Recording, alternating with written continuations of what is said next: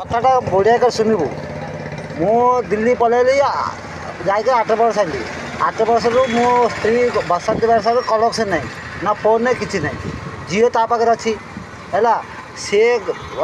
बलभद्रपट्टन गाँव अच्छी ना नवकल रोड अच्छी बड़ार अच्छी कौन अच्छी कौन ना मुझे जानी है 8 वर्ष है मत लोक कहते अरे तू माइकना छाड़ी पलैलु आ स्त्री तेरे झील कौट अच्छे कहते मो स्त्री से कहला 5 वर्ष बहुत बढ़िया कर झील 5 वर्ष से बढ़िया करते 5 वर्ष पर झील मो स्त्री कहला आम गोपाल गौड़ कास्ट कृष्ण आम घर जन्म बोले कहला माने तुम बड़ कास्ट है आम माछ धर लोग छोट कास्ट है आ झील जन्म है आ झील को केवल रास्ता केमती बाट केमी देखा आम कथा कहला कलेक्शन बंद करदेली बंद कर से कलेक्शन पिला तो फिर बलभद्रपट्टन फाइन होता ना हाँ आम दुजन को आना बुणी माने मारा मारा मर्डर फर्डर होता ना ना